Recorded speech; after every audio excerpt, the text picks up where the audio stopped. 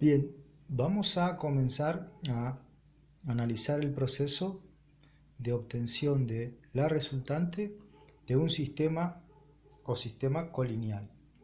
Un sistema colineal quiere decir que el conjunto de mis fuerzas están sobre una misma recta de acción y se procede de manera diferente a un sistema que nosotros llamamos concurrentes. Estos son colineales.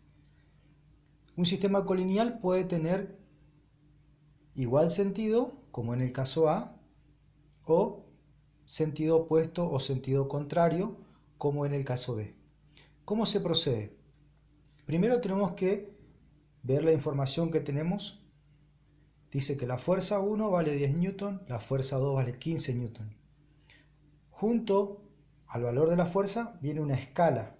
Esta escala nos va a servir, se simboliza con una E, nos va a servir para graficar. Dice que por cada centímetro que se grafique, nosotros vamos a estar representando 5 newtons.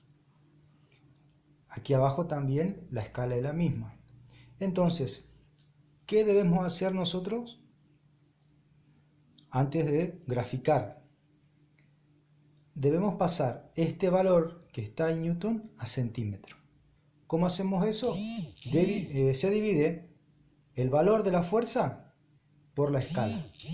Entonces, 10 newton dividido 5 me va a dar la cantidad de centímetros que yo tengo que dibujar con mi regla, lo que yo tengo que graficar.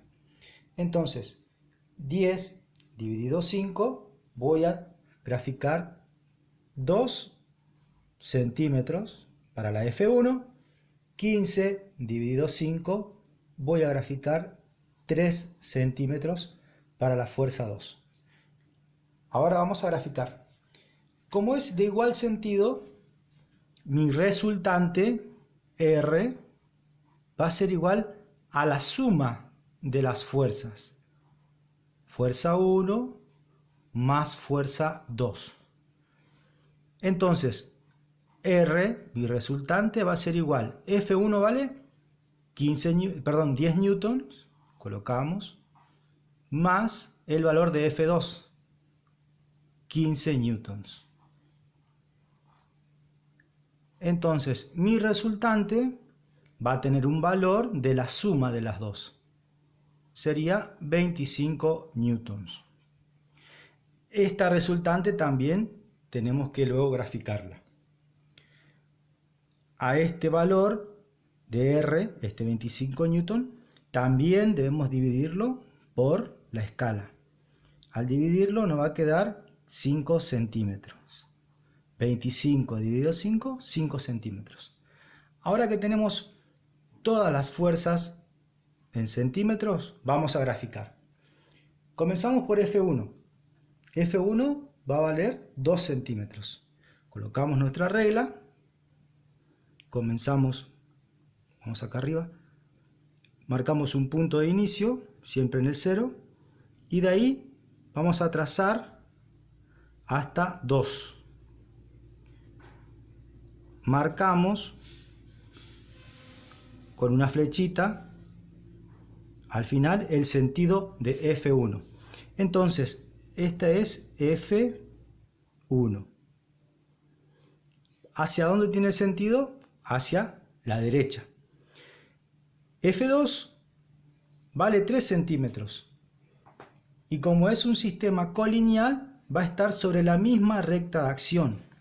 Entonces, a continuación de F1, colocamos nuestra regla sobre la misma recta de acción, sobre la misma línea, y dibujamos F2. F2 vale 3 centímetros. Entonces, tomamos desde la punta de la flecha de F1, contamos 1, 2, 3. Y hasta aquí va a ser mi F2. Marcamos ahí y colocamos arriba F2.